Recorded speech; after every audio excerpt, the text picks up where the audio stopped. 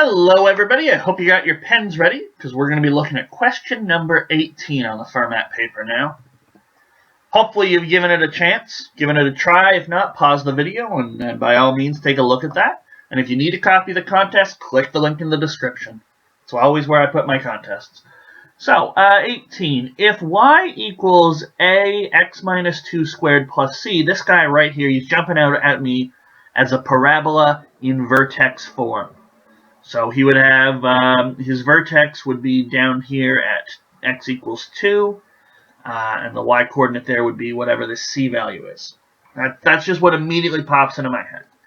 And now y equals 2x minus 5 times x minus b. So this is a parabola written sort of in root form, so one of the roots is going to be 5 over 2, and the other root will be x equals b. If they represent the same quadratic function, so they represent the same parabola, the value of b is. Okay. So what are we to do here?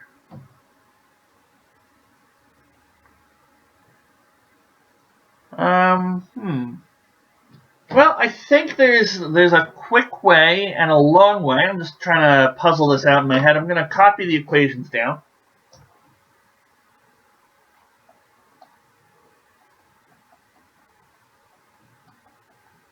So I think the long way about it is to not recognize these as parabolas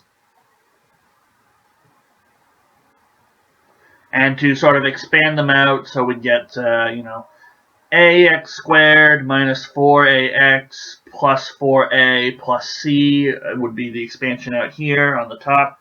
But if they represent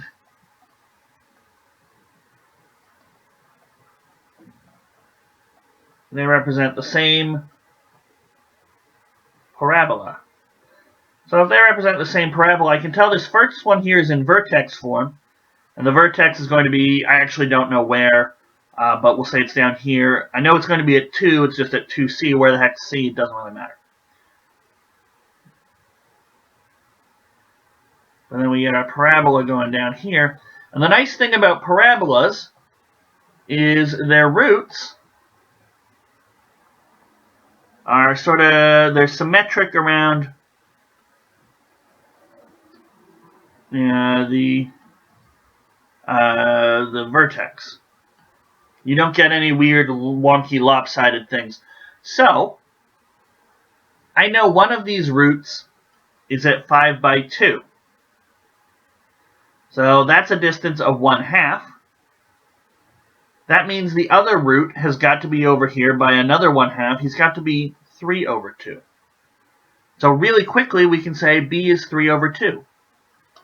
Because b is the site of the other root. Okay? And that's just from observation.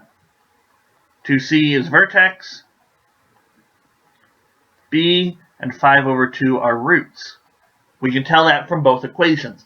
And that's a very fast way to do it. That was a great time saver because, I mean, other than the explanation, how long did that really take me? Not very long. But I'll show you another way, because if you didn't make the parabola connection, if you just said, oh, these are equations, it's algebraic, I got to do it that way, and you didn't make the geometric connection, which is a great connection to be able to make, to go from geometry to algebra, or more likely algebra to geometry, because the picture, look how fast we did that with the picture. So this is something you might have done if you tried to just do it algebraically. And we'll do it, and we'll confirm that we do get b is 3/2. So you might have said, okay, y is equal to a x minus 2 squared plus c. See, the way I did that with the picture is I don't know what a and c were. Don't really care. Okay, the point was we just wanted b. So what I can do here is I can expand this guy out. X minus 2 squared, that's x squared, minus 4x plus 4.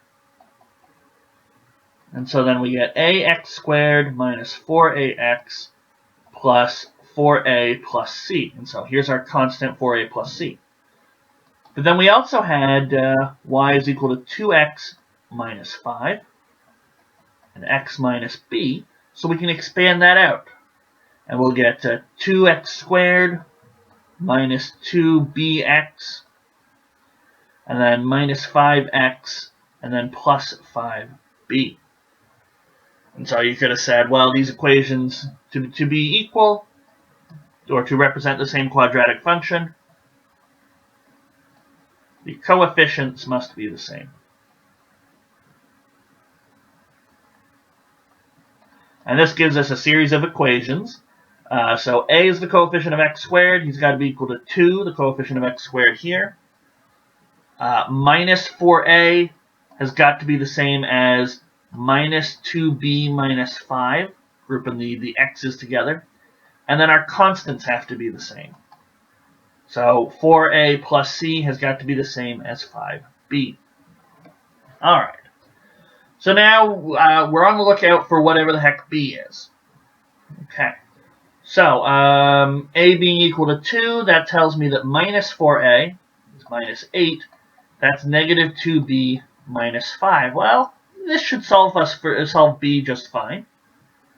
We can bring the 5 over to the other side. We'll get minus 3 is minus 2b. And then we'll divide by minus 2 on both sides. And the minuses will cancel out. We'll get 3 halves is equal to b. So we can get it that way as well. But I think this is a little longer. You have to FOIL things out. Depends on how quick you are at squaring a linear thing, how quickly you get the x squared minus 4x plus 4. Lining these coefficients up. I feel like it was a lot more writing than, say, the quick parabola picture idea. Okay? Now, whether or not you read through it and noticed, parabolas, hopefully in the future now you'll at least be able to say, oh, these equations, they're quadratic. They represent parabolas. Does that help me? Oh, this equation, it's got at best an x to the 1. It must be a line. Can this help me? Cubics, can these things help me? Drawing pictures can be an amazing shortcut, and I think this question is a great illustration of that. That said, the algebra way was not too slow either, and 3 halves is b. Can't remember if I wrote that down on the other side. Let's take a look. No, I didn't. So now we do have our answer bubbled in. It is B. Okay. So that was 18. In the next video, we're going to take a look at question number 19. Just as a personal note, thank you guys for watching. I just really like that there's this much math enthusiasm out there. And I will see you guys next time.